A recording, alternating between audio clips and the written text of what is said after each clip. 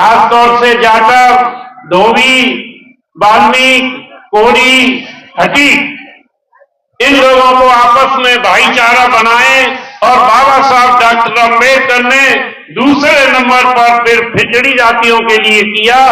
जो आज 27% आरक्षण पिछड़ी जातियों को मिला है, जिसमें केवट हैं, निषाद हैं, सैनी हैं, बघेल हैं, कुर्मी हैं, माली हैं, यादव हैं, प्रजापति हैं, तमाम जो 3743 जाति के लोग हैं, दूसरे नंबर पर बाबा साहब डॉक्टर अम्बेडकर ने उनके लिए बड़ा काम किया है।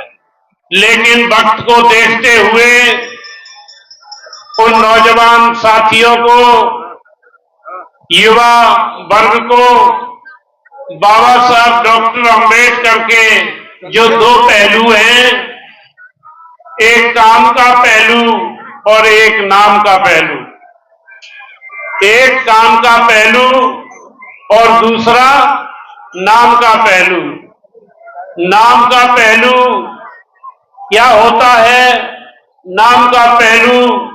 अंबेडकर जयंती की झांकियां निकालना, डांस करना, बैंड बजाना या केक काटना, गुब्बारे फोड़ना, यानी बाबा साहब की कही हुई बातों को समझने के बजाय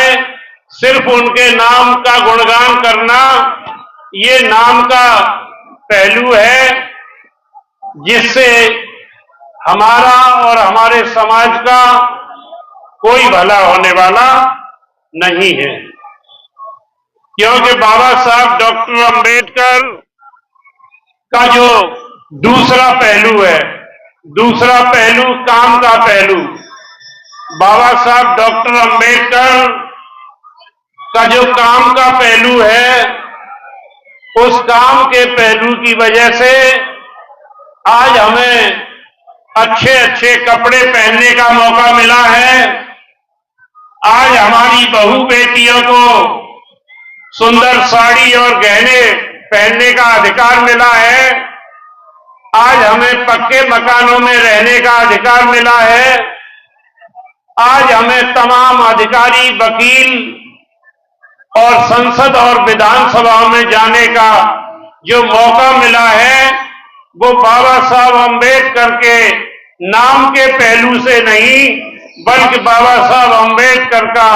जो काम का पहलू है, उस काम के पहलू की वजह से ये सब परिवर्तन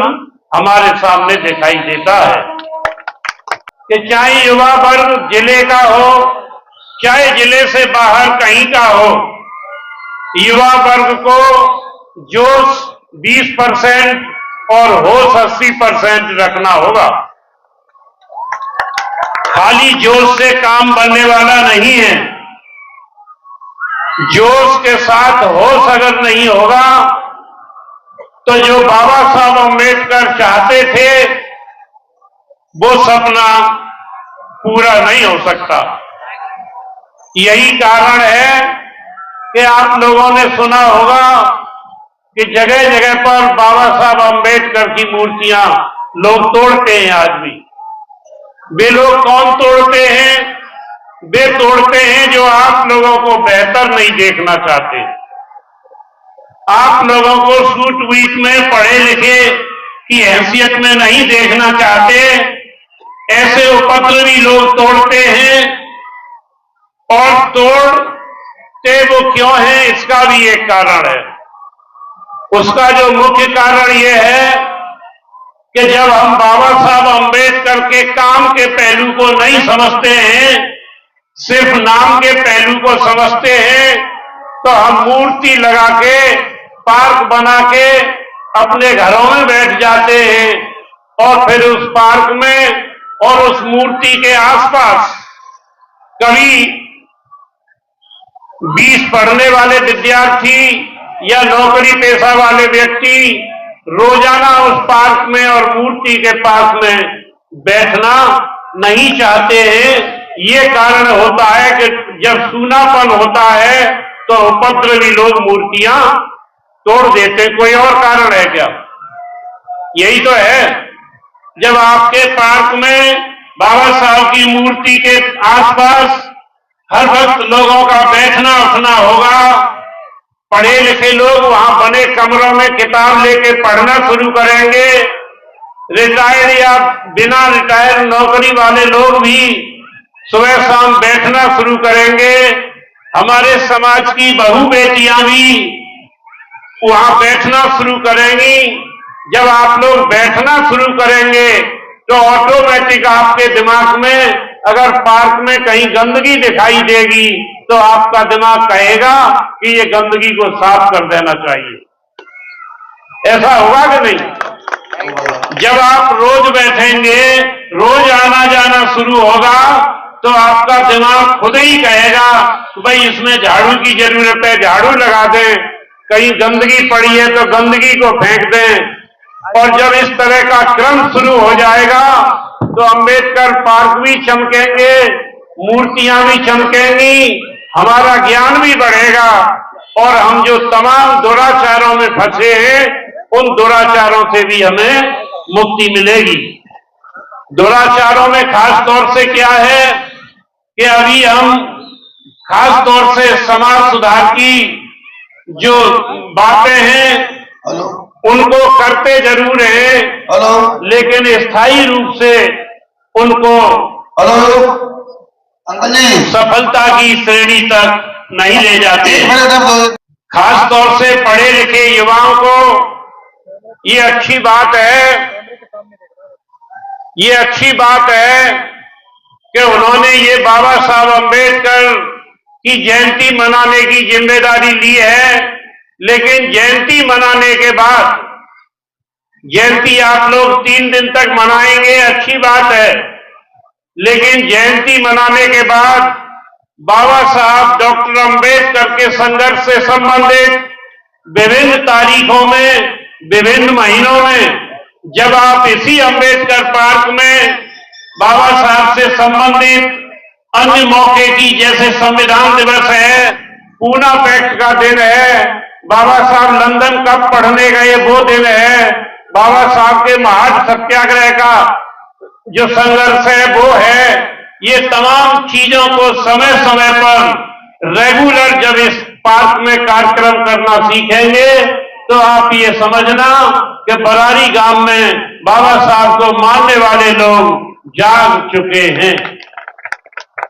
खास तौर से युवाओं को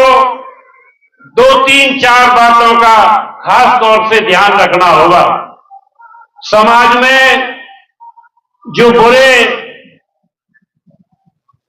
व्यवहार हैं, जो दुर्गुण हैं, उनको दूर करने के लिए एक टीम बनानी होगी और उन दुर्गुणों को लड़के नहीं प्यार से समझा के उनको बंद कराना होगा। लड़ने से कोई काम नहीं चलेगा और तमाम चीजें जो अभी हम फिजूल खर्ची में, तमाम चीजों पर जो फिजूल खर्ची करते हैं उनको भी हमें रोकना होगा। हम शादी के मौके पर, चाहे बेटी की शादी हो चाहे बेटे की शादी हो, हमने एक मन बना लिया है कि हम भी बड़ा सा मैरिज होम करेंगे, हम भी बड़ा सा बैंड करेंगे, हम भी 1000-2000 लोगों की दावत देंगे। ये आपकी फिजूल खर्ची है। एक दिन के लिए हम दूल्हा बनाते हैं और दूल्हा को राजाओं जैसा मुकुट पहनाते हैं, घोड़ी पे बिठाते हैं। एक दिन के राजा बनने के चक्कर में हम लाखों रुपया बेफजूल खर्च कर देते हैं। आप लोगों को गांव-गांव, गली-गली में ऐसी पंचायतें करनी होंगी कि अगर कोई बेटा बेटी की शादी है तो ज्यादा से ज्यादा 100 लोगों के बीच में वो शादी होनी चाहिए। 100 लड़की वाले की तरफ से, 50 आदमी लड़की वाले की तरफ से और 50 लड़के वालों की तरफ से, जिसमें आपका खर्चा भी बचेगा और आप को शांति भी रहेगी। आप इतना व्यस्त भी नहीं होंगे और एक दिन का राजा बनने के बजाय आप बाबा साहब अम्बेडकर के बताए हुए मार्ग पर इस प्रकार से चलना शुरू कर देंगे तो एक दिन का नहीं, आप स्थायी रूप से इस देश के राजा बन सकते हैं, इस बात का मैं आप लोगों के बीच में दावा करता हूं